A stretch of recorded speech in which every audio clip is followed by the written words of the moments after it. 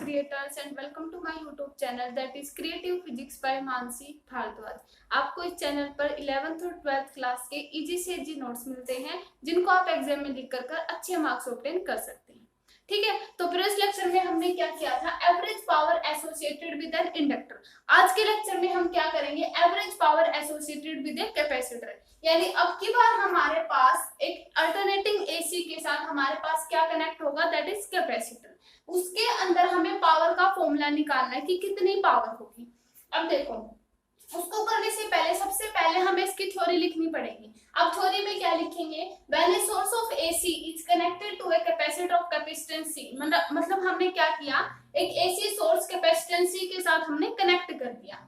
The charge on it grow from 0 to maximum. अब हमें पता है कि जैसे ही हम एसी को उसके साथ कैपेसिटर के साथ कनेक्ट करेंगे तो डेफिनेटली एसी अपना करंट देगी। अब एसी जब करंट देगी तो क्या करेगा, वो कैपेसिटर को चार्ज अप कर देगा। देखो, यानी हम ऐसे कह सकते हैं कि मान लिया हमने ये कैपेसिटर ले लिया, ठीक है, ये हमने हमारा एसी सोर्स ले लिया, यहाँ से करंट गया, मान लिया हमारा एसी करंट गया, ये हमारा कैपेसिटर है। जैसे ही इस एसी सोर्स से करंट जाएगा तो ये क्या करेगा, जो ये एसी सोर्स है इस कैपेसिटर को चार्ज करेगा। यानी पहले कैपेसिटर के अंदर 0 चार्ज था, लेकिन बाद में क्या हुआ, इस एसी सोर्स ने इसको चार्ज करना शुरू कर दिया और इसका चार्ज बढ़ने लगा। ठीक है, तो देखो 0 टू मैक्सिमम हो गया। एक टाइम ऐसा भी आता है जब हमारे कैपेसिटर के ऊपर चार्ज मैक्सिमम हो जाता है। Study value Q note, a definite amount of work done in charging. अब हमें पता है कि डेफिनेटली हम इस एसी सोर्स को जब कैपेसिटर के साथ कनेक्ट करते हैं तो इसके अंदर से एक एनर्जी जारी होती है कैपेसिटर को चार्ज करने के लिए। मतलब एक तरीके से हमने क्या किया है, वो वर्क डन किया है ना। हमने एसी सोर्स को कनेक्ट किया, यहाँ से एनर्जी दी, इस कैपेसिटर ये चार्ज हुआ, एक तरीके से वर्क डन हुआ। तो ये जो वर्क डन हुआ, definite amount of work done charging the capacitor, capacitor को चार्ज करने के लिए definite amount of work done हुआ और वो वर्क डन जो है कैपेसिटर में फॉर्म एनर्जी की फॉर्म में स्टोर होता है। Clear?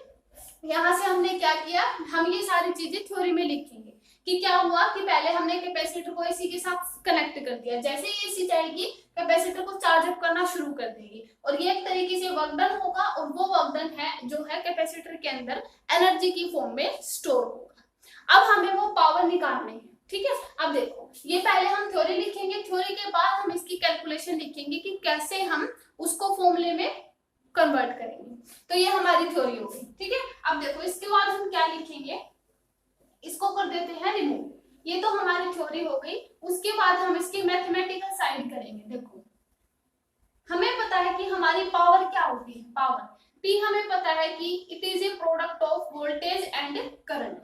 Product voltage and current का प्रोडक्ट होता है पावर। अब हमें पता है कि अगर हमने मान लिया ये हमारा कैपेसिटर है, ठीक है, इसको हमने एसी सोर्स के साथ कनेक्ट करना है, कुछ इसी तरीके से कर रखा है। ठीक है, ये हमारा कैपेसिटर है। अब हमें पता है कि हमें अब ये क्या ले रखी है, अल्टरनेटिंग ईएमएफ ले रखी है। अब यहाँ पे अल्टरनेटिंग ईएमएफ, चाहे ईएमएफ भी मान सकते हैं या एसी सोर्स भी, मतलब एक ही बात है ना, ईएमएफ ले लेते हैं अल्टरनेटिंग। वैसे बुक्स में अल्टरनेटिंग ईएमएफ होता है। तो यहाँ से अब हमें पता है कि पावर का हमारे पास फॉर्मूला क्या होता है, V वोल्टेज और पोटेंशियल और करंट का जो प्रोडक्ट होता है। अब यहाँ से पोटेंशियल हमने क्या ले रखी, ईएमएफ, तो यहाँ से हम क्या ले लेंगे, दैट इज EI। अब देखो हमारे पास इक्वेशंस क्या क्या होंगी। अब हमें पता है ईएमएफ ले रखी, तो ईएमएफ की इक्वेशन हमारे पास क्या होगी, that is E not sine omega t। और करंट हमें पता है कैपेसिटर के केस में करंट और वोल्टेज में क्या रिलेशन आता है, that is I nought sine omega t plus pi by 2। हम प्रीवियस लेक्चर्स में कर चुके हैं कि हमारा करंट वोल्टेज से, पोटेंशियल से हमारा ऑलवेज ईएमएफ से क्या होता है, पाई बाय 2 के फेज डिफरेंस से आगे होता है, मतलब लीड्स करता है ना।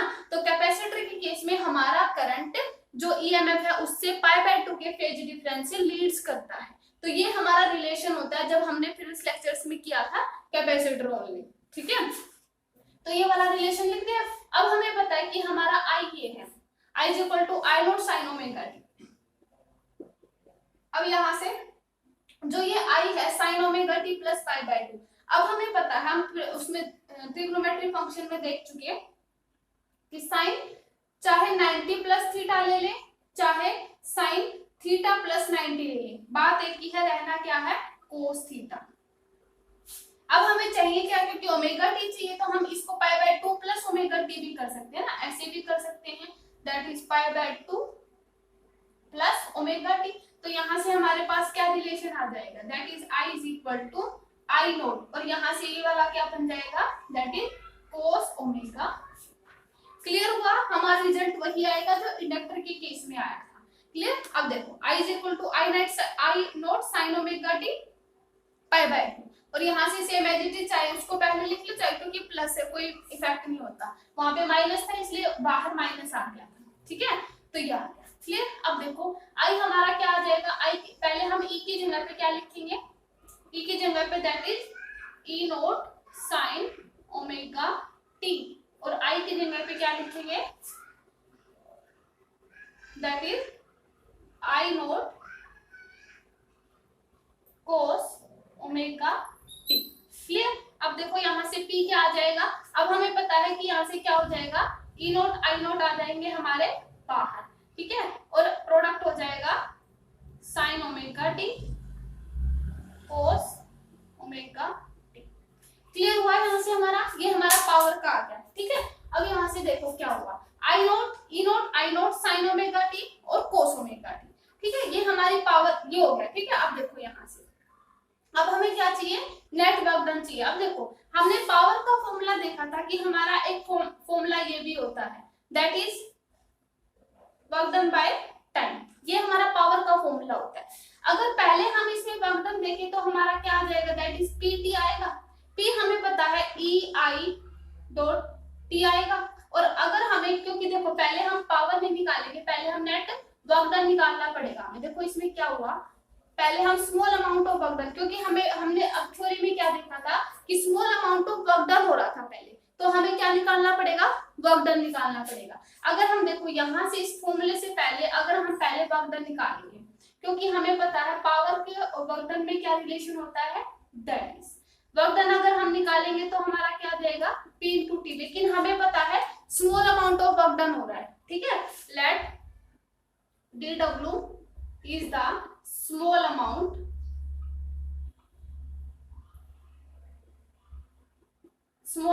of work done in time dt।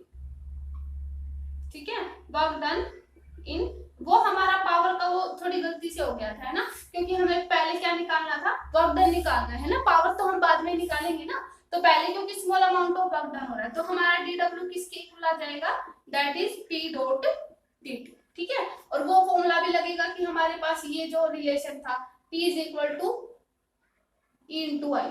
ठीक है, ये वाला रिलेशन अब लगाएंगे हम, तो dw इज इक्वल टू किसके इक्वल हो जाएगा, E की जगह पे E not sine omega T. ठीक है, और यहाँ से I की जगह पे, P की जगह पे ये लिख दिया मैंने। ठीक है, E I, और E की जगह पे हमारा E not sine omega t, और I की जगह पे हमारा क्या आ जाएगा, आई नोट साइन ओमेगा टी, और ये साथ में आ जाएगा डी। यहाँ तक क्लियर हुआ। पहले हमने क्या किया, एसी सोर्स कनेक्ट किया कैपेसिटर के साथ। पहले हमें थ्योरी लिखनी है, फिर हम इसका मैथमेटिकल साइड करेंगे, फिर हमें वर्क डन निकालना पड़ेगा, क्योंकि एकदम से पावर हम नहीं निकाल सकते, क्योंकि small amount of work done होगा। ये एनर्जी जो स्टोर होगी ना कैपेसिटर में, जो कैपेसिटर चार्ज अप होगा, पहले अमाउंट ऑफ वर्क डन होता है, बाद में पावर निकल के आएगी, तो इसलिए पहले वर्क डन आ जाएगा। तो P इंटू टी हो जाएगा, तो यहाँ से P का फॉर्मूला dw, क्योंकि net small amount of work done के लिए हम कर रहे हैं, तो dw is equal to P dot dt। P की जगह पे E nought I nought sine omega t, और यहाँ पे आ जाएगा कोस ओमेगा टी, है ना, ये बनेगा, गलती से हो गया सॉरी, क्योंकि I की जगह पे आई नॉट कोस ओमेगा टी है ना। यहाँ तक क्लियर हो गया। अब देखो अब इससे आगे का प्रोसेस करते हैं। अब हमें क्या चाहिए, नेट वर्क डन। अब नेट वर्क डन करेंगे तो इसका इंटीग्रेशन करते हैं, dw से 0 से लेकर work done is equal to E nought I nought बाहर ले लें क्योंकि ये कांस्टेंट है, इंटीग्रेशन किसका रहेगा, साइन ओमेगा टी और कोस ओमेगा टी डी। अब देखो अब इस जो ये हमारी क्वेश्चन फर्स्ट है, इसका हमें इंटीग्रेशन करना है। अब देखो हमें क्या रिमूव, अब हम इसको रिमूव करते हैं। देखो अब हमें क्या चाहिए,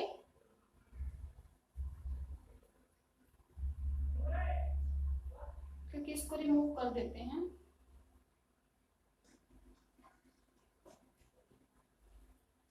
ठीक है, यहाँ पे कर देंगे। अब देखो इसका इंटीग्रेशन करें, देखो ये आई हमारे पास इक्वेशन, हमारे पास यही तो वर्क डन ये आ गया। ठीक है, अब यहाँ से देखो ई नोट आई नोट ये हमारे कांस्टेंट थे तो हमने पहले ही बाहर ले रखे थे।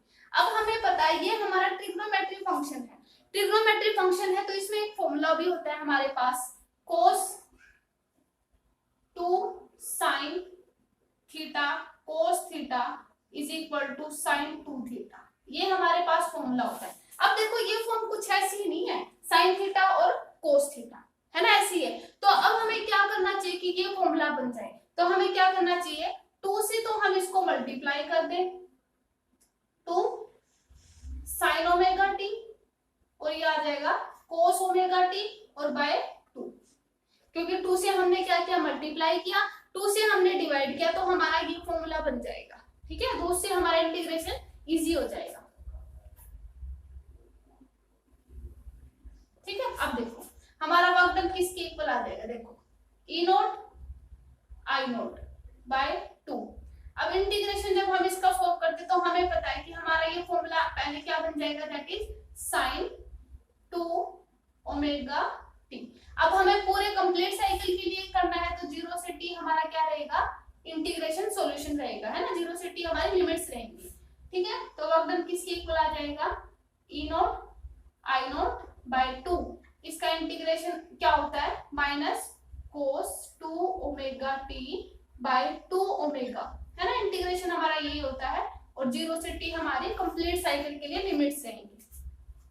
क्लियर। अब देखो यहाँ से माइनस का साइन ओमेगा टी है, अब इस माइनस को हम बाहर ले लें तो वर्क डन हमारा क्या आ जाएगा, minus E nought I nought और यहाँ से क्या आ जाएगा, माइनस तो बाहर जा चुका ना, ये आ जाएगा cos 2 ओमेगा टी और 2 ओमेगा को भी हम बाहर ले लेते हैं। ठीक है, और ये आ जाएगा हमारे 0 से t लिमिट। अब हम देखो, अब हमने प्रीवियस लेक्चर्स में हम कर चुके हैं, जब हमारे पास cos 2 ओमेगा टी था, जब हमने इसकी लिमिट्स रखी थी तो हमारे पास 0 आया था, है ना, जब हमने विद इंडक्टर किया था, है ना, विद एन इंडक्टर। तो यहाँ से हमारा वर्क डन क्या आ जाएगा, माइनस का ई नोट आई नोट, यहाँ से कितना आ जाएगा 4 ओमेगा। ठीक है, अगर हम इसकी लिमिट रखें cos 2 ओमेगा की जगह पे 2 पाई बाय टी, ठीक है, और इस t की जगह पे अगर हम 0 रख दे और माइनस का cos 0, देखो इसको अब हम रिमूव कर दें, एक बार यहाँ पे लिख देंगे, अच्छे से क्लियर हो जाएगा, इसको भी रिमूव कर देंगे। देखो यहाँ से हमारा क्या आ जाएगा, यहाँ से हमारा वर्क डन क्या आ जाएगा, देखो हमारा वर्क डन यहाँ से